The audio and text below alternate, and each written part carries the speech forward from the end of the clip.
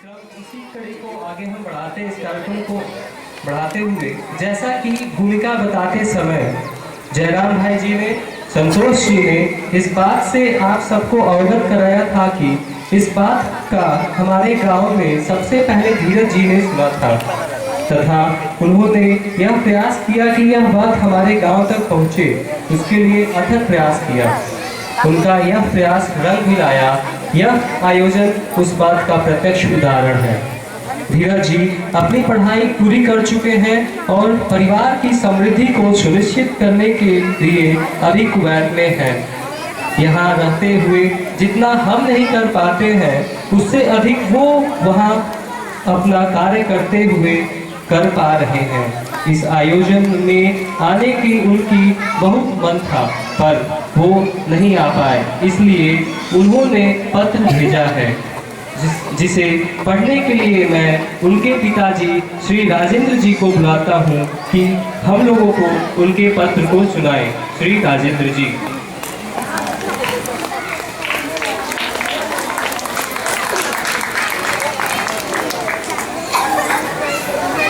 सबको मेरा नमस्कार। मेरा छोटा लड़का धीरज कुमार स्किल को समझा और समझ करके हमारे पूरे परिवार के या माता पिता और भाई बंधु सबको इस खेल से अवगत कराया, जिसका परिणाम स्वरूप ये है कि हमारे पूरे परिवार में खेल के विषय में हम लोग जाने तो उसी का चिट्ठी है जो हम पढ़कर सुना रहे हैं। परिवार मूलक ग्राम स्वराज व्यवस्था। नमस्कार। परिचय। मेरा नाम धीरज सिंह है। मैं ग्राम भोजाता जिला गोपालगंज बिहार का रहने वाला हूँ। मेरे पिताजी का नाम श्री राजेंद्र सिंह जी है। विद्या की ये यात्रा मेरे जीवन में तब आरंभ हुई जब मैं हाई स्कूल की परीक्षा पास करने के बाद कानपुर में रहकर पढ़ाई करने की सोची। वहाँ हमारे बड़े भाई श्री भानु प्रताप जी रहते थे। कहने के लिए तो हमने 10वीं पास कर ली थी, मगर शिक्षा से हमको बहुत हम दूर थे और बुराइयों से गहरा नाता था। परिवार में मेरी स्थिति को देखते हुए हमें कानपुर भेजने का फैसला किया। ये सन 2007 की बात है जब मैं कानपुर पहुंचा और थोड़ी समय बाद ही मेरा परिचय विद्या के साथ हुआ। इस परिचय को हम तक पहुंचाने वाले आदरणीय श्री गणेश बागड़िया जी सर थे, जिन्होंने 7 दिन का शाम का शिविर लिया और हमें जीवन की इस विद्या से अवगत कराए। समय बीतने और इन बातों को सुनने के बारे में ये बात समझ में आई कि जो कुछ सुने वो स्वयं में तथा परिवार की व्यवस्था में सदुपयोगिता के रूप में दिखाई दिया। इसके बाद 2008 से 2010 तक जीवन विद्या के प्रयोग में सम्मिलित हुए। इसके परिणाम स्वरूप हम स्वयं में ये देख पाने में सक्षम हुए कि स्वयं मैं और परिवार में इसे कैसे व्यवस्थित किए जाएं। साथ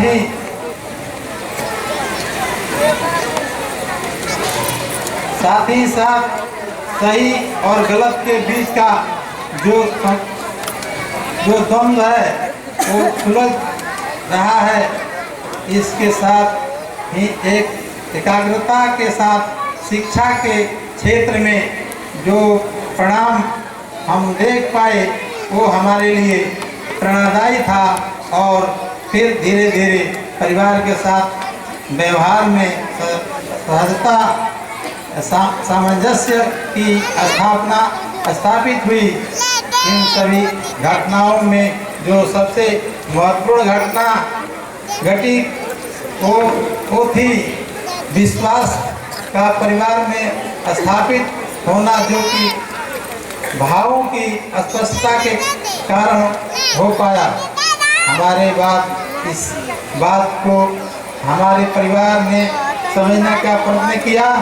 थोड़े ही समय में ही हम परिवार के साथ इस विद्या को समझने के संदर्भ में आश्वस्त हो गए, क्योंकि व्यवस्था जीने में देख पा रहे थे। अब स्वयं और परिवार में तो स्पष्टीकरण दिख रहा था, लेकिन हम जिस समाज में रहते हैं, जिन लोगों के बीच में रहते हैं, वहाँ की अव्यवस्था को देख के ये विचार आया कि जिस गति से संसाधन की संपन्नता है, उसे उपेक्षाकृत संस्कार की शिक्षा में स्थिरता दिखाई दिया।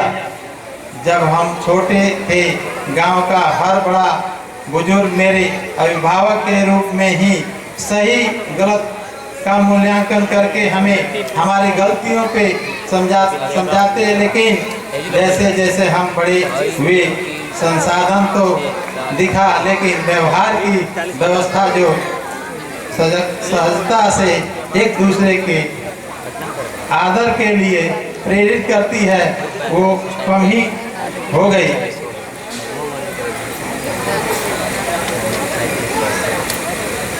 इस बात पे जब हमने परिवार के साथ विचार किया तो ये बात स्पष्ट हुई कि धीरे धीरे एक एक व्यक्ति को इस विद्या से अवगत कराएं, जिसके परिणाम स्वरूप 2017 में हम गांव के लोगों में ये बात स्पष्ट कर पाए कि सही समझ के व्यवहार पूर्वक जीना ही व्यवस्था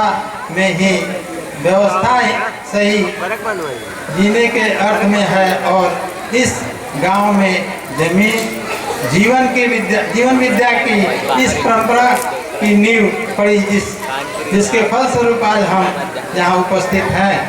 योजना मैं अपने भविष्य में समझ के आधार पर ही जीने के लिए प्रयासरत हूँ और परिवार के सदस्य इस विद्या की यात्रा को जाने का सही आधार मान के समझदारी पूर्वक जीने के लिए प्रयत्नशील है। हम गांव में जिन विषयों पर सुधार की जरूरत दिखाई दे रही है, वो है संबंध, स्वास्थ्य और शिक्षा। संबंध पूर्वक जीने की समझ को सभी में विकसित करना, विद्या के माध्यम से स्वास्थ्य संबंधी सारी व्यवस्थाएं और माध्यम उपलब्ध हो सके, जिसके द्वारा प्रत्येक व्यक्ति अपने स्वास्थ्य के प्रति जिम्मेदार हो सके। शिक्षा की ऐसी व्यवस्था जिनसे बच्चे बाहर विद्यालय में जाकर केवल किताबी शिक्षा न लें, बल्कि उनके संस्कार का भी विकास हो। आप सभी से निवेदन है कि आप सभी इस कार्य को जिम्मेदारी उठाएं, ताकि सभी लोग जिम्मेदारी के इस भाव के साथ स्वस्थ होकर संबंध पूर्वक जीकर शिक्षा व्यवस्था को मजबूती दे पाए, जिससे वास्तविक शिक्षा के साथ साथ स्वावलंबन की व्यवस्था भी बनी रहे और गांव की अर्थव्यवस्था भी। सबको नमस्कार।